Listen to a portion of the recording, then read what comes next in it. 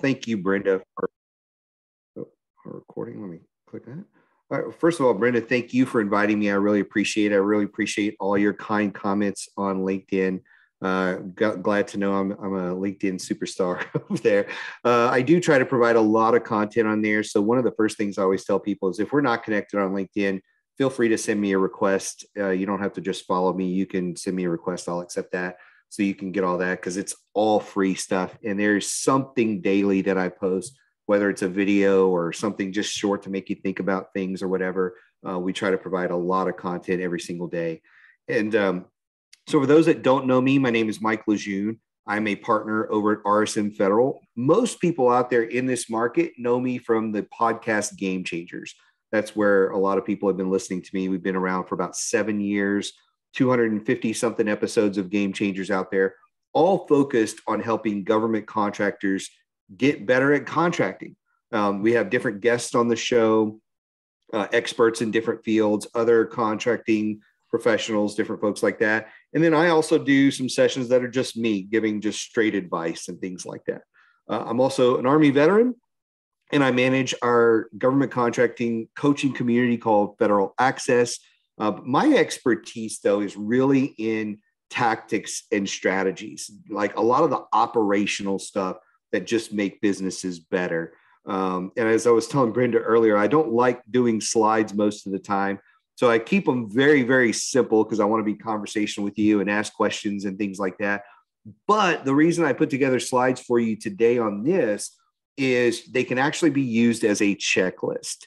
You can print these out. Brenda will have a copy of them after the session. If you want them, just request that or request it for me, however you want. And I'll be happy to share these with you. They can be used as a checklist as you go through your planning process. And to kind of set the stage for this a little bit, when I think about planning, I think about a very simple process. And this is A to Z what I look at when I'm thinking about planning. And it really doesn't matter whether you are a proposal manager or you're a business owner or whether you're in customer service. You can use a variation of what I'm going to share today in any area of business. Again, whether you're an executive or one of the lower level people in your business, if you're on here and you are looking for ways to get better at growing, say, your department or whatever it may be, this is just a simple process that I put together after doing years and years, probably about 15 to 20 years of planning with companies, where we just boiled it down to these are the main things that companies need to go through. And instead of having a lot of the fluff, like constantly making people do a SWOT analysis or constantly making people go through questions that don't necessarily apply, I start with these handful of sections, and then we whittle it down to what is perfect for your company, and we go through that. So this is the process from top to bottom, and I'm going to go through each one of these. But if you were to print all this off, as you go through each one, you could go back to this and check it off that you've done it. So let's dive in and talk about the review. So for a lot of companies, what I find is they actually don't do any what I would consider formal planning. Most companies do a fly by the seat of your pants. Hey, there's a fire we need to put out. Hey, you know what? It'd be a good idea if we set a goal. They do a lot of random planning. It's not sit down, let's actually, think about this and work through all of these different pieces. So the first step for a lot of people is actually making the time to do this. But when you get the time to do it, where you want to start is a review. Instead of just going and saying, hey, let's just jump into what our goals should be for next quarter or next 6 months or year or whatever, you need to review what you've done recently. And if you haven't done this in a while, then instead of it being review last quarter, then it's probably over the last year. And I always start with what are our biggest lessons learned, because I think we don't capture this stuff enough in our business. And so let's capture the lessons learned from the last quarter, last year, whatever it may be, and then look at how are we going to apply this. Maybe one of the things that you learned was that, your pricing was drastically off. And so how are we going to fix our pricing moving forward? How are we going to apply that lesson? Or maybe you learned something about a client that you didn't know, and that is now a trigger for future contracts or something. How are you going to apply that lesson you learned? And it could be something really big. It could be something really small, but usually capturing this and figuring out how you're going to apply it is where a lot of the magic happens in business. The next area there is your big wins. I talk to a lot of companies that are just what I would consider in the daily grind. They're just grinding all the time. And occasionally I'll see something like, ABC company just won a $12 million contract. And I get on a coaching call and they never mention that contract. And at the end of the call, I'll say, hey, I just saw you won a $12 million contract. And I'm like, oh, yeah, that was nice. And they just want to move on. I'm like, wait a minute. You just had a really big win. How is your team going to celebrate that? Are you at least going to go out to dinner? Or are you going to do something fun for the team? Like, how are you going to celebrate this victory with your team? And a lot of people say, we hadn't thought about it. We're moving too fast. We're not thinking about it. And look, if you don't take the time in your business to celebrate the wins, then why are you running the business? That's a question I often ask. It's like, we want to celebrate those victories, even if they're a simple dinner out. And you don't always have to celebrate just the big wins. I have clients that when they're just starting out, for them, a big win is they responded to their first proposal because they had butterflies about responding to this thing. They were really, really scared and they did it. And I'm like, hey, that's a big win for you, even though it's not you haven't won the contract yet. It's a win that you even responded. So celebrate that. Go out and have dinner with your spouse, or, take your kids out and do something fun, or, whatever it may be. But celebrate the good things that are happening in your business, or at some point, your business becomes a job that you don't really like. So a little philosophy mixed in there, but I think it's really important to celebrate your wins.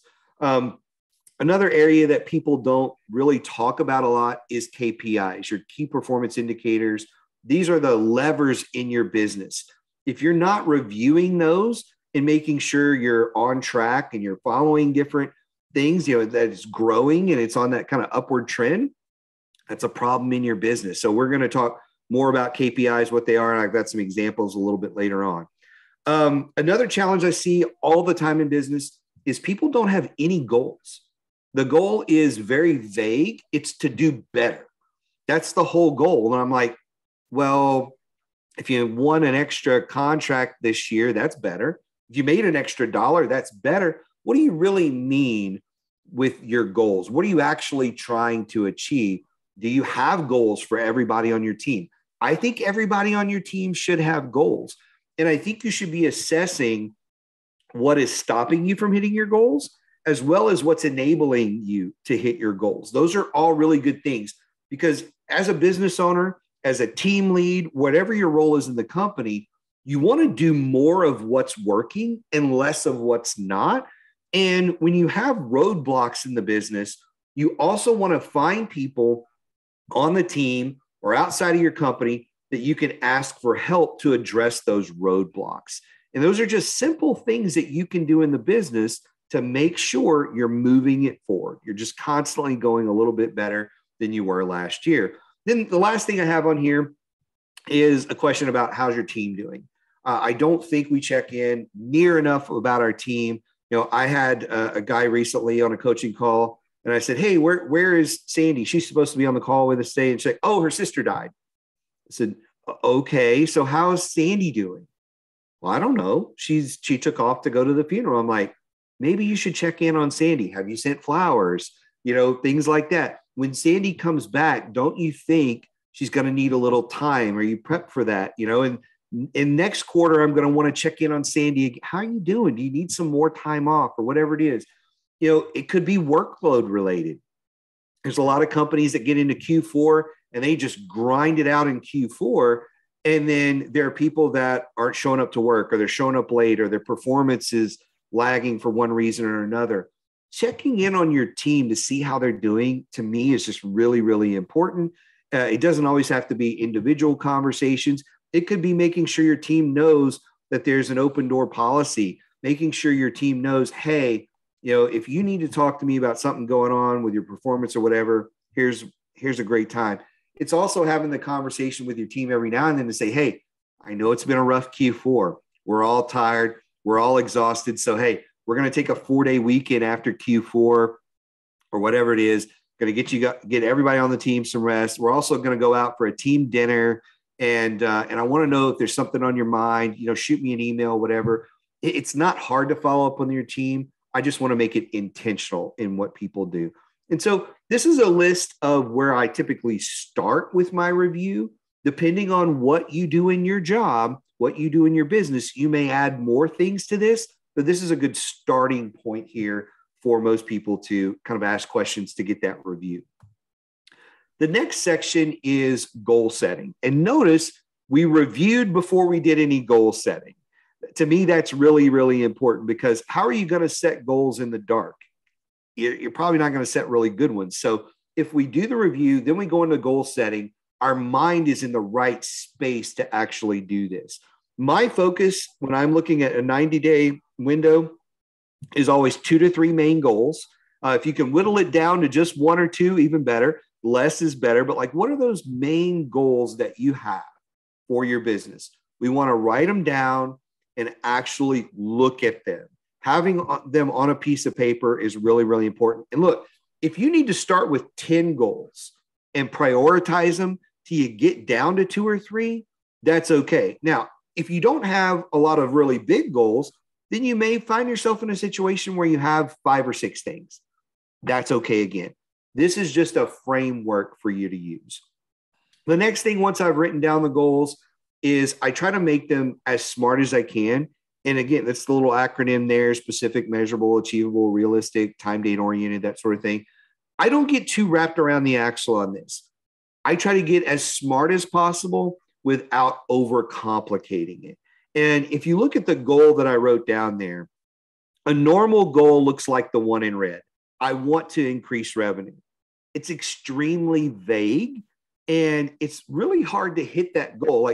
How will everybody on your team know when that goal is achieved if what you really mean is you want to increase revenue 25%? Because you could, again, win that one extra contract and everybody on the team thinks, well, hey, we increased our revenue. But that wasn't the goal the business owner actually wanted. They wanted that 25% increase or $1.5 million in revenue or whatever the goal is. If it's not specific, it's hard to know when you achieved it. It's hard to communicate with the team how to achieve it and the things that need to be done. So you'll see in the green goal that I've created there, it's much more elaborate. People will actually know, okay, well, in order to hit this goal of increasing revenue 25%, that's $1.5 million in revenue. And to do that, we're going to have to submit at least 3 RFPs per month with an average contract value of $500K and a win rate of 30% in order to hit this goal. So there's multiple KPIs in there for them to manage. And it just makes it easy for the team to go, okay, now I know what I have to do in order to make this happen. And so you don't have to overcomplicate goal setting, but a lot of people don't do it. Again, I talk to thousands of companies every single year, and you would be amazed at how many people I talk to. They don't have a plan and they don't have any real goals other than we just want to grow. We want to be bigger than we were last year. And a lot of times when they don't have goals, they don't have the steps in order to actually hit those goals because they're like, I don't know what to do other than to just keep doing what I've been doing. And so that's one of the big reasons for doing it this way. The next thing is to get into KPIs. And so before I show you a little bit about how to use them, I want to talk about what KPIs are. And they're traditionally known as key performance indicators. I call them the numbers that run your business or the levers that you can pull. And you'll see an example of that here in a minute, how you can pull each one of these levers in different ways to grow the business. So some of the primary examples here are like number of calls you can make, emails you can send, decision makers, capability briefs you give. These are activities that you're performing that you can measure. And I don't care what you do in your business. you can find a way to measure it and put some sort of number on it, regardless of what you do. And so let's look at a little bit of using KPIs to actually run a business. So this is on the left-hand side there, you'll see a very simple set of KPIs where they submitted 20 RFPs, their conversion rate was 25%, so they won 5 contracts. Average RFP was 200K, for a total of $1 million in revenue. Profit was around 20% or 200K. And if part of their goal is to increase overall by 10%, then on the right-hand side, you see, hey, that means I've got to submit 22 RFPs. That's a 10% increase over 20. Now, if I want to increase my conversion rate 10%, that takes it to 27.5. It's just a small increase, but it nets out in 1 extra contract win. And then when you look at just increasing the average RFP size from 200 to 220K, again, it nets out to 1.3 million in revenue versus 1 million. And we increase profit, again, just 10%. And we've pulled a handful of levers here, but look, we've increased the actual profit in this company by about 32% by just saying there's 10% in RFP submittals, conversion rate, average RFP size, just those couple of places. And now all of a sudden you've grown the business without putting in a ton of effort. And you may say, Mike, well, we could submit more than 10% on RFPs and we could probably raise our conversion rate higher. Well, then that number would just look better for you.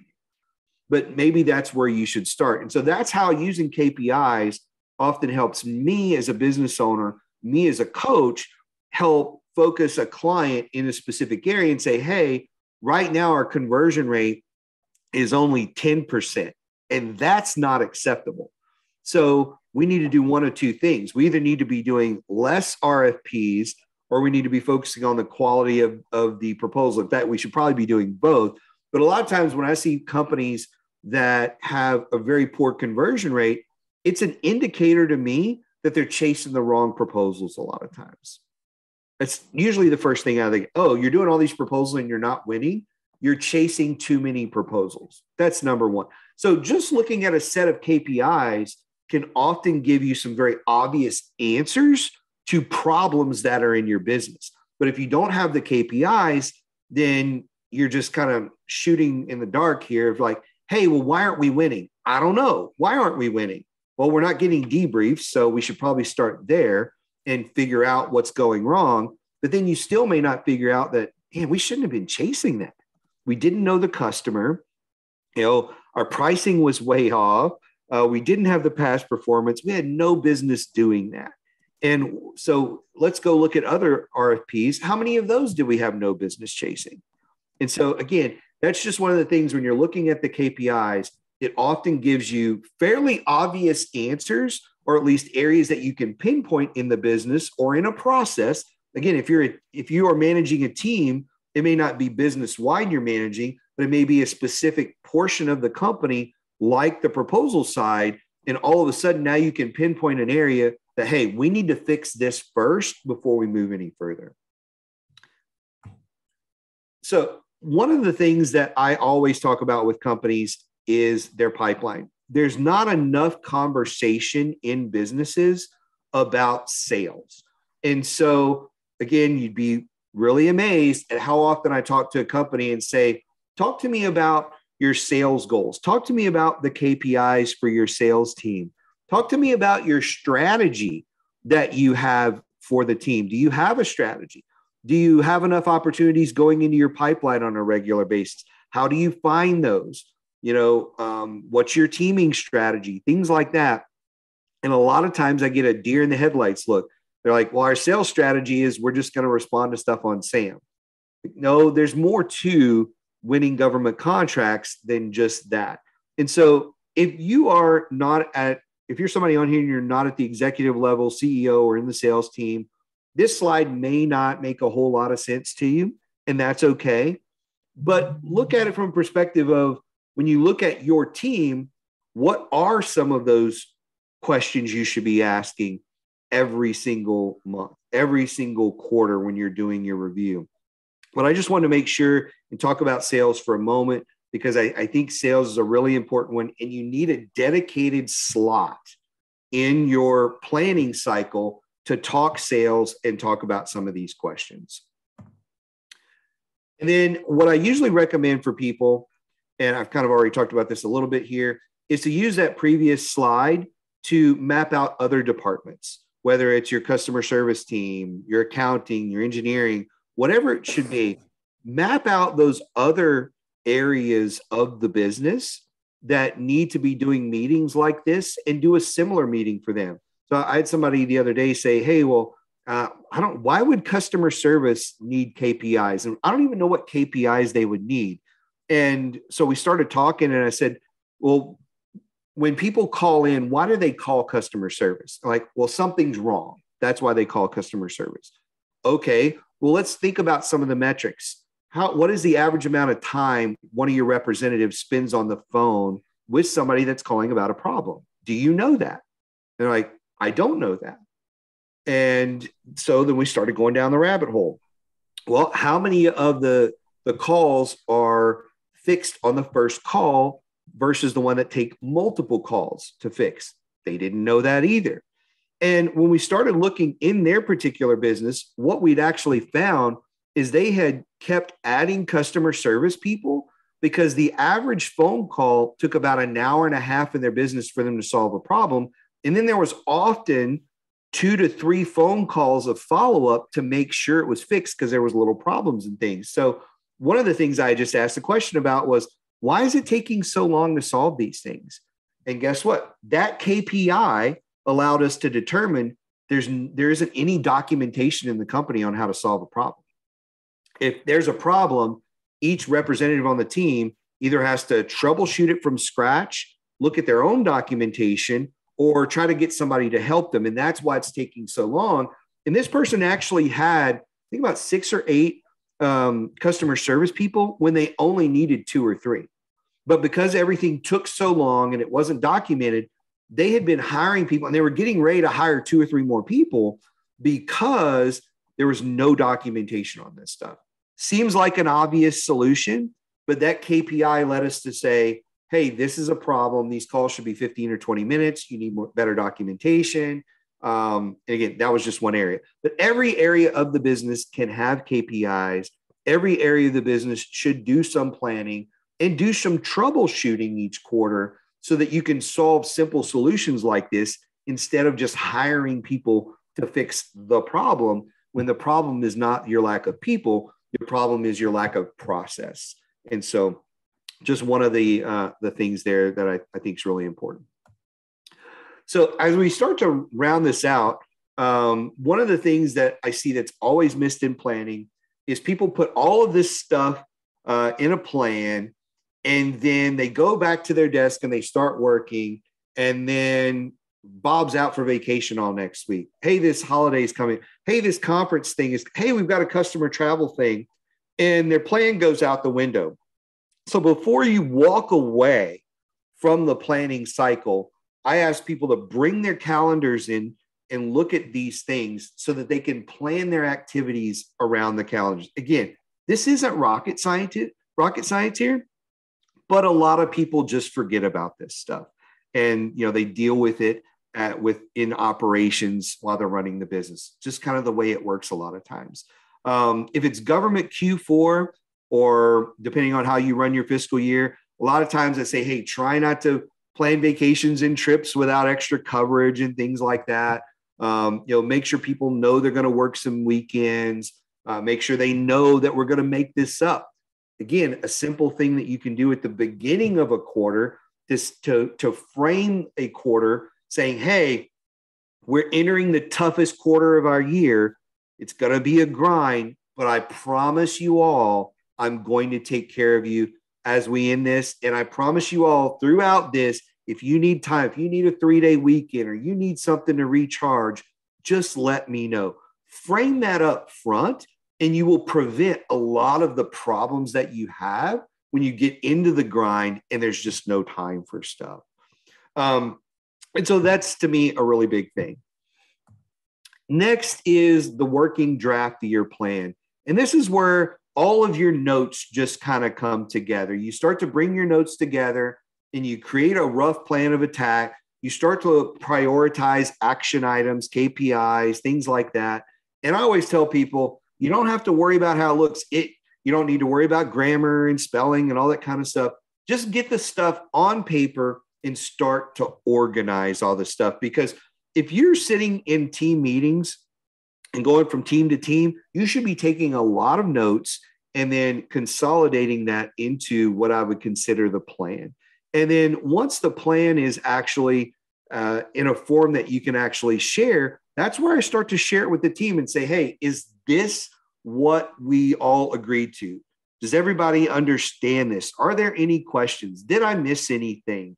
That sort of thing. So your team can say, well, goal number 1 is not clear to me. Or, hey, I thought we all agreed that, we couldn't take on this project until next quarter or whatever. And so you just want to make sure everybody is on the same page with your plan. Now, what do some of the plans look like? Now, I'm going to show you a slide here. It's a very abbreviated version, but again, this is how simple it could be. When you're looking at your plans, it doesn't have to be hard. You can have just your goals, your KPI targets, and your activities. It could be as simple as this one slide. It could have 10 or 12 items on it. Again, don't overcomplicate the plan by thinking you need to have 13 or 15 pages of well thought out paragraphs about something. Most people are not going to look at that. They need bullet points and activities that they can execute.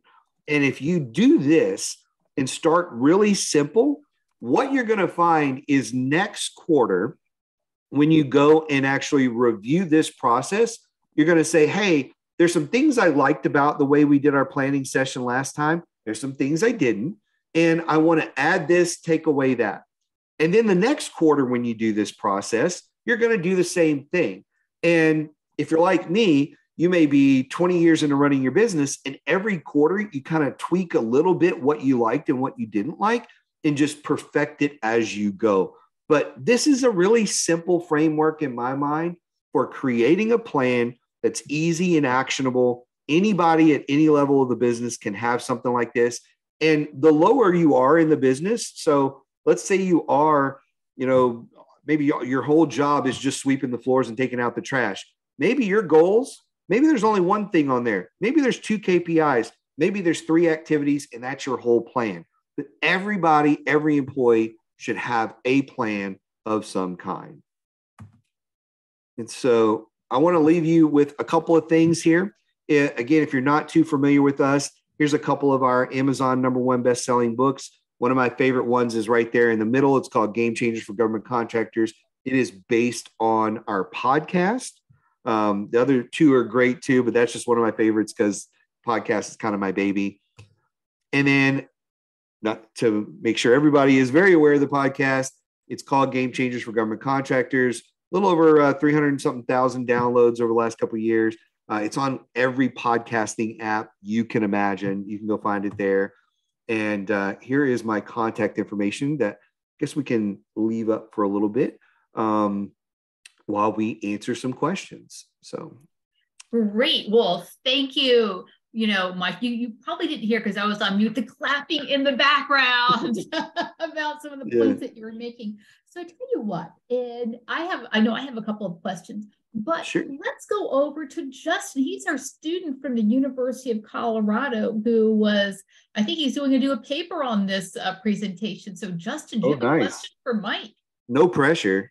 No pressure, Justin. I actually do. Mike, when you look at your KPIs, how do you judge when a goal is realistic? So I think any goal can be hit. It's just a matter of how much effort you put into it. That's the thing. But let's say when I'm looking at a goal of number of proposals, right? If I am currently today only putting out 20 proposals and I said, you know what, I want to do 100. Well, 100 is not realistic given my current team size, but if I'm really wanting to do 100, all I've got to do is hire more people. Now, I may not have the money to hire more people. So it's possible, but it may not be realistic for your current team size, if that makes sense. So yeah, it's really a judgment call, I think, a little bit. So Okay. Sounds good. Thank you. Yeah. All right. Also, too, you can put your questions in chat. So, Mike, I was just listening to, if I could ask one, I was listening to your presentation and I was clapping because so many times I go into businesses and they have no plan and they come to, and they just kind of like on the spur of the moment decide what to bid. And even if they don't have a realistic chance of bidding it, and and it just burns out the staff. They don't meet their goals. It's just crazy. So what are your best tips for convincing people to change their mindset and implement this quarterly planning process? Yeah, I think part of it is just the realization or even the observation from a coach that you don't have a plan. Like, do you realize how that's not a good idea? Because I talk to literally thousands of companies every year, and we bring on hundreds of new coaching clients every year. We've got a pretty good sized team that works with coaching clients. And the first thing I ask them, this is even more simpler than their plan. I'll ask them, who buys what you sell? It's always my first question. Who buys what you sell? And they're like, well, everybody. And I'm like, okay, well, who do you want to target? I don't know. How shouldn't I target everybody? And like, no, like we need to figure out who to target. And even something as simple as who should I target? People are like, oh, so you're telling me the reason I'm struggling is, I give this analogy of I'm chasing 25 rabbits and there's no way I can catch 25 rabbits. But if I was only chasing one, I could probably catch it. And there's all of a sudden they're like, that makes sense. So I'm spreading myself too thin is what you're saying. Yeah, you're spreading yourself way too thin. So if we focus, it'll be a lot easier to hit these goals. What do you think about that? And a lot of times it's a process of getting people to do it. And I actually have clients that take 6 months before they actually get in the habit of putting together a plan. Because I can tell you right now, out of the last 10 years, I have only had 3 clients that showed up to me that said, here's my plan. Even if it wasn't good, here's my plan. When I ask for a plan, it's usually, well, I don't have one. I just want to get bigger. I just want to get better. And that like leads to what you were saying there about the burnout. People don't realize that as well. When you're chasing everything and you're losing, it mentally weighs on the team. No one likes to be a loser. No one wants to be part of a losing team. And the more you lose, the more the team is like, am I going to lose my job? Am I not good at what I do? They just start, there's all this self-doubt. And when you lose confidence in your job, in yourself, it is just a downhill. Depression sets. There's all kind of bad things that happen in the company. And when I walk into a company like that and I say, what's your strategy? And they're like, oh, we just chase everything that's moving, and I can tell I'm going to be talking to some depressed people very quickly. And sure enough, the proposal people are unhappy. They're stressed out. They don't even know why they're doing proposals. Then we look at the quality of their work and it's suffering because they don't care. They're like, we never win. Why should I double check the spelling and grammar anymore? And it just spirals out of control. So I think having a really solid bid, no bid process is really in place. And I tell clients, if you don't know there's 3 questions. If you don't know the customer, have no clue about the opportunity, and the first time you saw it was on SAM, you should not be bidding on this. Those are 3 out of the gate. You shouldn't be bidding on it. Now, you may team on it with somebody, but you've just indicated to me that you have no business doing this. And so that 90% of the time you shouldn't be bidding on that one. So I could go on a soapbox in 10 directions on that question. That's a good one. So. Okay. Does anybody else have a question? And that includes Justin, our student who's writing a paper about this. Yeah. And I'll answer one question. I'm not a member of the chapter. Can I get a copy of this recording? Absolutely. You'll get, if you saw my earlier email, it is on our LinkedIn page for APMP Chesapeake chapter, and you can email too if you registered. Okay, next question. Justin, what do you need to finish your paper here? Putting him on the spot.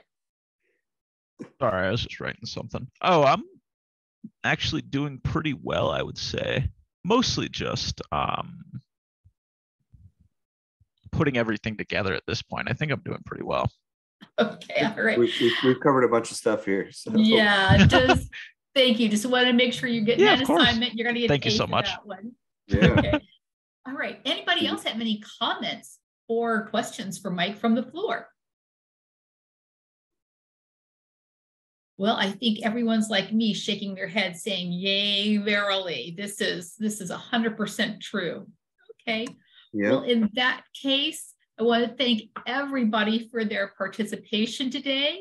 And remember, you can get a copy of this recording on the APMP Chesapeake chapter LinkedIn page, a link to it. You'll see that probably later on this evening. It takes a couple of minutes to process Zoom. Yes. Okay. Everyone's thanking you. It's been great.